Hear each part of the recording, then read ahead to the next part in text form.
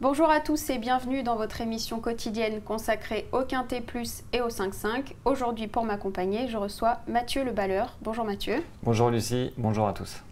Ce mercredi à Vichy, c'est le Prix de Vincennes, un événement sur les 2850 mètres pour des 5 et 6 ans n'ayant pas gagné 175 000 €, avec un recul de 25 mètres à 89 000 € et ils seront 17 partants sur une piste corde à droite, je le rappelle.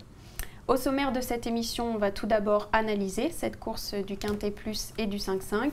Mathieu nous donnera ensuite son pronostic et enfin, on finira par le conseil de jeu. Allez, tout de suite, place aux infos. Mathieu, en ce moment, les quintets sont quand même très compliqués à donner. Oui, c'est vrai que vendredi à Vincennes, on est tombé sur un quintet d'étrangers assez ouvert. Des surprises à l'arrivée, alors que samedi, on pensait qu'il serait un petit peu plus simple à donner.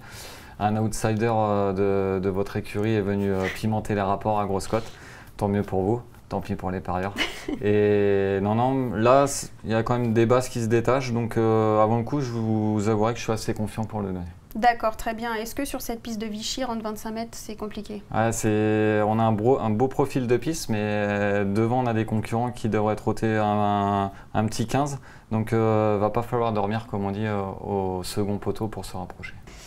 Donc justement, en tête, vous mettez une concurrente qui part du premier poteau, le 8, Vénus du Douai.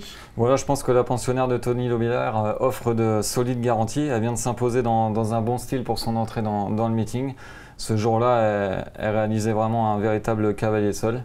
Elle trottait 15-9, donc là, elle sera déférée des 4 pieds. Elle bénéficie d'un engagement idéal en tête. Elle semble prendre son métier du bon côté, donc avant le coup, je pense que c'est une base en béton pour vos jeux. D'accord, mais justement, elle a déjà été 3 fois déférée des 4 pieds, 3 fois disqualifiée. Est-ce que c'est inquiétant ou pas? Voilà, c'est vrai qu'elle reste quand même un petit peu susceptible, mais bon, là, Tony a l'air de l'avoir vraiment très bien, sa jument. Donc, il défère des 4 pieds parce que l'eau est sans doute un petit peu meilleure que la dernière fois pour qu'elle franchisse encore un cap. Donc, je pense que là, elle trottait 15-9 le dernier coup, là, elle va trotter entre 15 et 15,5.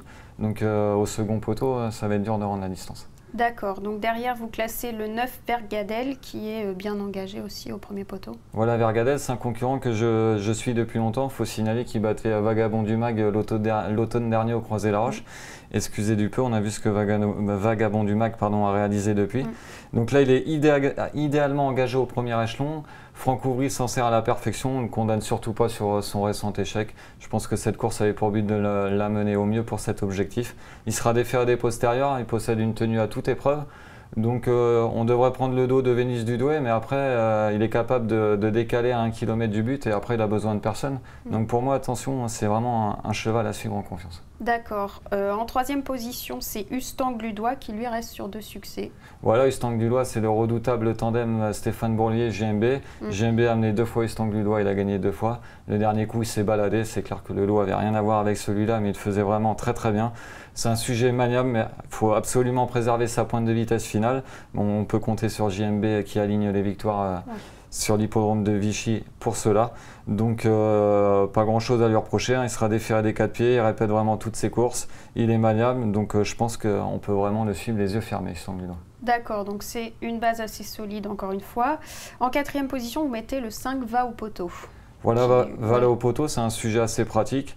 Le dernier coup à Vincennes, il trottait 1,14 sur les 2700 mètres de la grande piste. Il a un petit peu barré sur la cendrée à la côte, elle a souvent tendance à lui rester en travers de la gorge.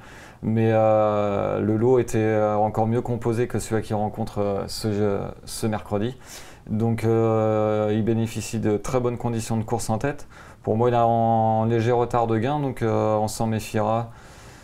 Pour les accessibles, je pense que pour la gagne, il est barré, mais avec un bon parcours, il va finir à coup sûr dans les 5 premiers. Puis il réussit très bien sur cette piste de Vichy en plus. Exactement, il a déjà bien fait sur l'hippodrome de Vichy, donc ses dernières tentatives sont excellentes, même si il tarde à renouer avec le succès, mais attention à lui, moi je vous dis pour les accessites, il devrait répondre présent. D'accord, merci. Et enfin en 5e, c'est le 17, Urial Darquel, le plus riche du lot. Allez, Urial Darquel, c'est un cheval de classe, il reste encore un petit peu susceptible dans un parcours, mais les pensionnaires de Pierre-Yves Verva sont en forme. Il l'a toujours estimé au sein de son effectif. Il vient de s'imposer sur le parcours qui nous intéresse à l'issue d'une brillante fin de course. Il est resté dans les meilleures dispositions depuis. Il rencontre sensiblement la même opposition. Donc avant le coup, difficile de lui reprocher quelque chose. Je pense qu'il devrait encore jouer les premiers rôles. Ok, très bien, c'est noté. Je vous laisse rappeler votre pronostic en 8 chevaux. Donc ça sera le numéro 8, Vénus du Douai, le 9, Vergadelle, le 16, Ustang du Doigt, le 5, Va au poteau, le 17, Urial d'Arquel, le 3, Umarao, qui a franchi un cap depuis qu'il est déféré des 4 pieds, reste sur 2 brillants succès sur l'herbe, le 7, Ual Berven, qui vient de tracer une fin de course remarquée sur l'herbe, et le 2, Van Nico du Cruchet, qui court certes rapproché, mais qui est maniable dans un parcours et qui profitera de la moindre défaillance pour s'octroyer un accessite. Merci beaucoup. Vous l'aurez compris, il y a des bases quand même assez solides dans cet événement. Donc on est parti sur un conseil de jeu avec 3 chevaux, le 8, le 9 et le 16. Derrière, on a ajouté les autres concurrents du pronostic, le 5, le 17, le 3, le 7 et le 2. Et on a rajouté le 4, Vanille d'Acante, un jeu à 15 €, en espérant cette fois qu'il n'y ait pas d'outsider qui viennent perturber tout ça. Voilà, je pense que le 4 qu'on a rajouté, on a bien fait avec Yannick Alain-Briand qui est au sommet de son art actuellement. Donc s'il parvient à maintenir au trot Vanille d'Acante, c'est un petit outsider spéculatif. D'accord, et bien merci beaucoup Mathieu, ce fut parfait. Merci Lucie. À très bientôt et à bientôt sur le Turf TV. Bonjour à tous. Bonjour à tous, au revoir.